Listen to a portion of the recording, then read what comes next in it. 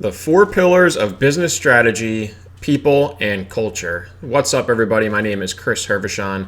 My website is betterwaycpa.com. And this is the third video in a series of 4 where I'm walking you through the 4 pillars of business strategy. So in the last 2 videos, I talked about customer acquisition and sales. Basically, that's bringing revenue into your business. If you don't have revenue, if you don't have customers, then you do not have a business. Pretty simple. Financial strategy, that's basically making sure that your revenue that we focused on in the first pillar is being maximized on the bottom line and in the form of cash flow to you as the owner or as the stakeholder in the business, so you're getting the most benefit out of your business financially. And so this is the third pillar, people and culture. If you've made it through those first 2 pillars, if your business is operating in an efficient way in both of those areas, then we want to start focusing on people and culture. And those are the people in your business. That's the culture around your business, how it is to operate your business, to work in your business. Is that being optimized? So that's the next thing that we would want to talk about. Now, the 4 pillars of business strategy are very highly focused on in the Wayfinder. The Wayfinder is a service that I offer. It starts with a 1-hour introductory fact-finding meeting where we basically go through your business. We talk about how it operates, who your customers are, what industry you're in, what kind of services, products you offer, financial processes in your business, things like that. And then you provide me with your financial information. I go back, I take those answers that we got from the 1-hour introductory meeting, and I combine that with your financial information. I review that, and I put together an 8 to 9 page document, which is basically the plan. And the plan is going to talk about the state of the industry and the economy that's impacting you. It's going to look at some benchmarking around your competitors and what's going on in your industry. There's a ratio analysis, which looks at the same thing.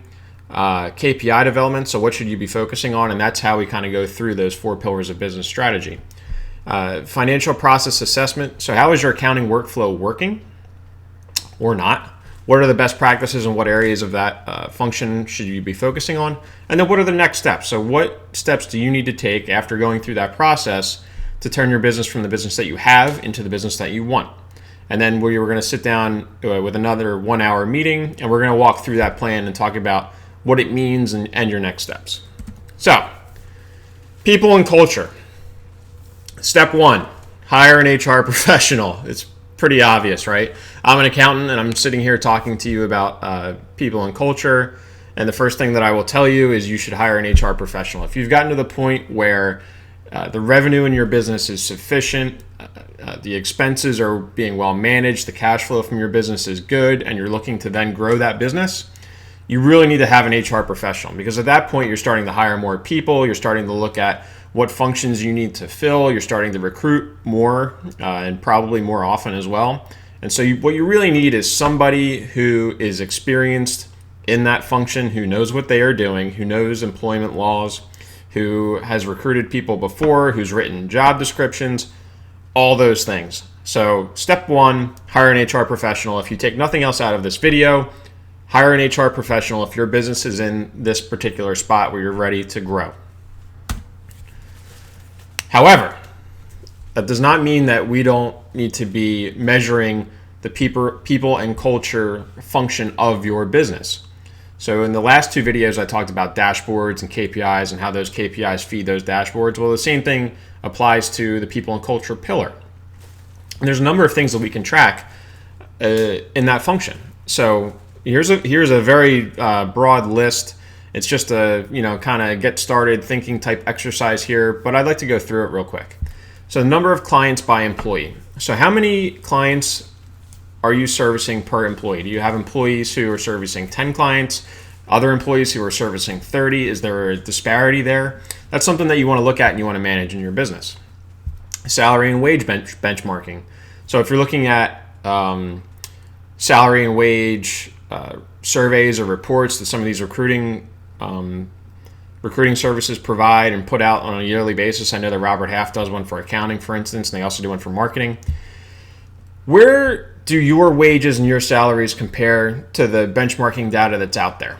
Is it low? Is it high? If it's low, you're probably going to have a problem recruiting folks and keeping folks. So that's something to look at and something to monitor on a consistent basis. Time per project. So you sell a client or a project to a client. Client says, yeah, go ahead with it. How long is that going to take? And how long is that taking on a ongoing basis? So we know that in general, certain businesses, the projects are going to be kind of similar, right? Because your business does what it does, and things are generally going to be related or similar. And you're not going to go, one day you're not going to be a whaling captain, the next day you're not selling marketing plans, right? What your business does is going to be somewhat consistent. And so if you're tracking the time per project, it's going to give you an idea of how long the next project that you're going to sell to a new client is going to take, and what your pricing needs to be on that, and how many people you're going to need on it, things like that. Time per client, so how much time is each employee spending on those clients? So back to the first example, if you've got one person who's got 10 clients, who's managing 10 clients, you've got another person who's managing 30. Well, if those 10 clients, if they take 10 hours each per month, and the 30 clients, they take 1 hour each per month, we've got to factor that in. So it's not necessarily just the number of clients that an employee is servicing, but also the amount of time that those clients take to service. And we can get to both of those things with time tracking. So time tracking is something actually that's becoming much more popular with my client base. We've been implementing T-sheets for a number of those, and that's certainly a good software to look at if you're looking at tracking time and getting to client profitability, project profitability, things like that. Employee Net Promoter Score, this is referred to as a number of different things. I prefer to call it Employee Net Promoter Score. So how likely are your employees to write a good review for you, or to recommend that their friends and family come to work for you? When somebody who works for you, if their friends and family come to them and say, hey, how do you like your job? Are they going to say, oh, it's awesome, or not so much? But that's something that's, I think, very productive to track. If you've seen some of my other videos, I talk about Net Promoter Score from a client and revenue perspective, and how that's the number one predictor of future revenue.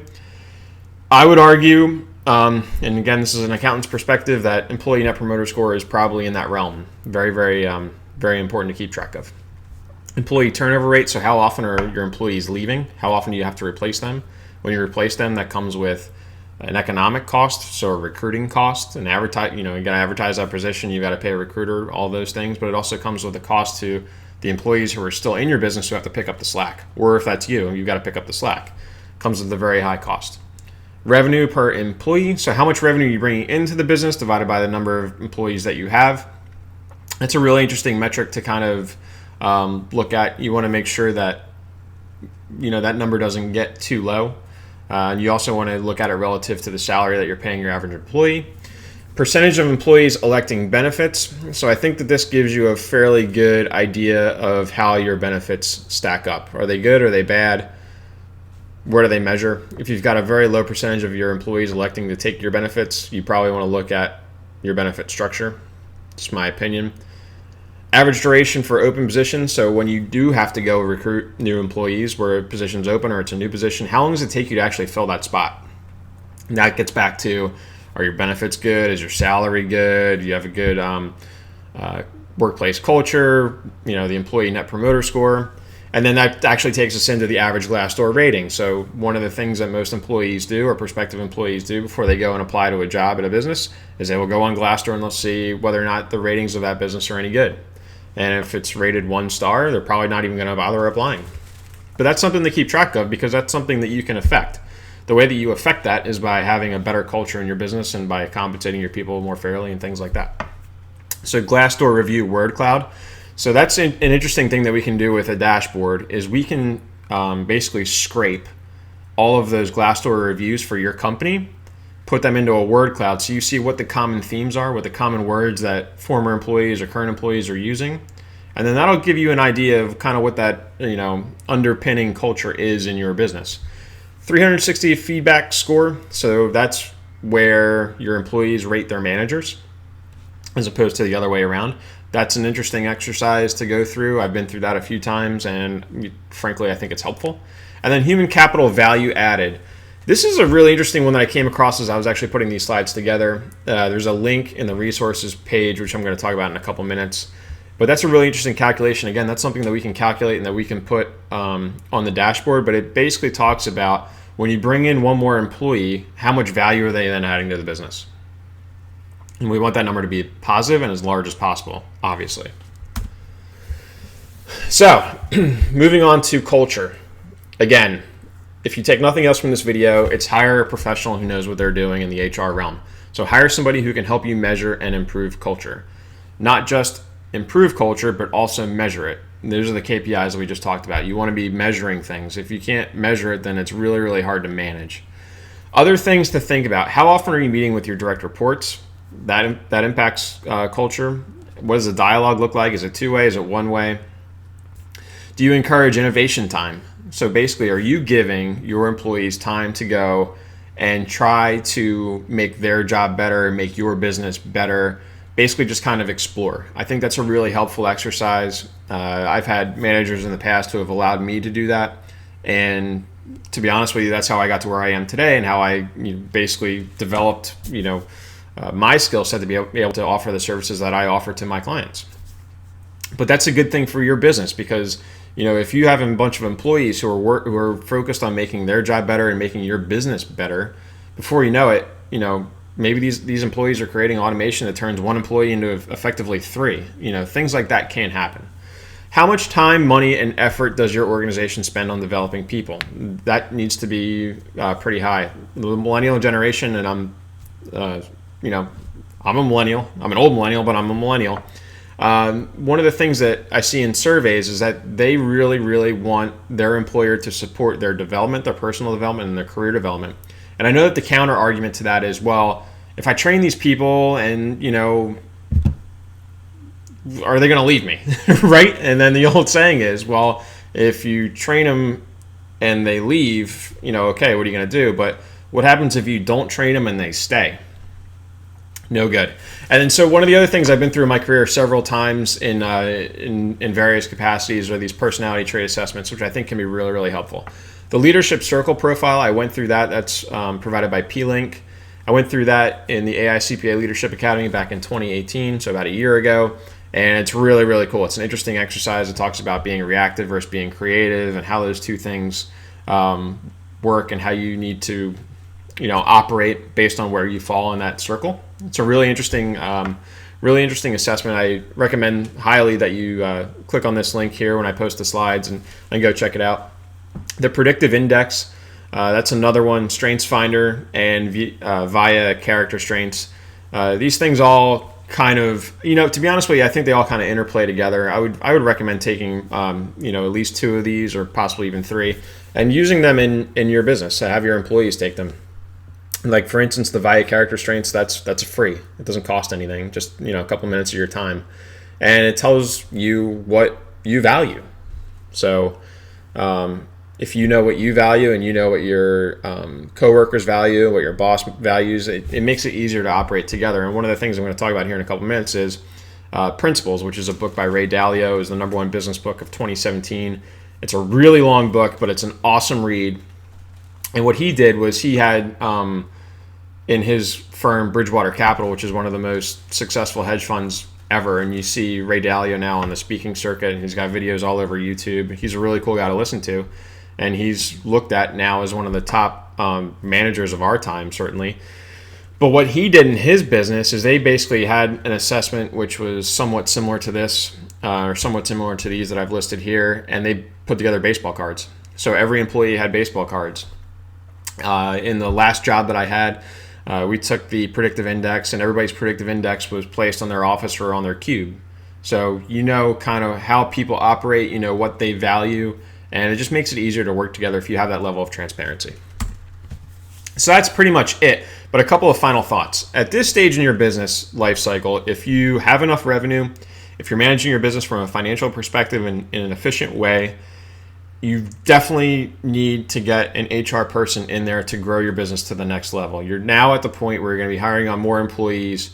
You're looking to sell to more clients. Your business is growing. You're going to have more people. You definitely need an HR person who knows what that looks like and how they can help in your business. Whether or not that's insourced or outsourced, doesn't matter, but you do need help for sure. That's not going to come from an accountant, I promise. Measure people and culture and move toward a better way. Don't just have your people and you as a manager or you as a business owner operating in your business just willy-nilly. Have things that you're trying to measure, that you're trying to work toward from a people perspective. Don't just, as I said, willy-nilly just manage the business. You need to be developing your people and your culture and moving forward, always iterating toward better. And then finally, number 3, arm your people with information they need to work together. That gets back to the baseball card concept and those assessments. And then spend a considerable amount of time, money, and effort developing your people. Again, if you don't develop your people and they stay, that's not good for your business. If you develop them very, very well and they leave, there's nothing you can do about that. But at least you're going to get a reputation for, I develop my people. When you're better when you left than when you came here. And your business is going to operate actually more effectively in the interim. So totally worth doing. So here are the resources for today. The YouTube link to this video is going to be in the slides. The marketing agency sample Wayfinder. There's also a sample Wayfinder for a landscaping company. It's on betterwaycpa.com/Wayfinder. There's an interesting article here about the 5 people metrics everyone should know. I highly suggest reading through that. It's a quick read. It's on LinkedIn. 2 books, Principles. That's the Ray Dalio book that I was talking about. And then there's another book called The Excellence Dividend by Tom Peters. That was published in the last year or 2, I think. But that's a great read as well. It talks about what it means to have a culture of excellence and to start developing that expectation of excellence. And what does that mean and what does it look like and how should you manage your people to get to excellent? There's a link here to pLink Leadership, which I mentioned before. They facilitate the AI CPA Leadership Academy. Gretchen Paisano runs that firm, and they are absolutely excellent. I highly recommend them if you need some sort of consultant to come in and help you with your culture. And then they also do that Leadership Circle profile, which I mentioned as well. And there's a research report, which I stumbled upon as I was putting these slides together, the 2019 report on workforce analytics. I thought it was a pretty cool read, and it's a good resource, so do check that out. But that is it for me. That is part 3 of the 4 pillars of business strategy, people and culture. The next video, we'll talk about risk management, and that will be part 4. And that's it. Thanks again. If you like this video, please like it and share it. Please subscribe to the YouTube channel. I really appreciate that. It helps me to grow the audience. And I will see you next time.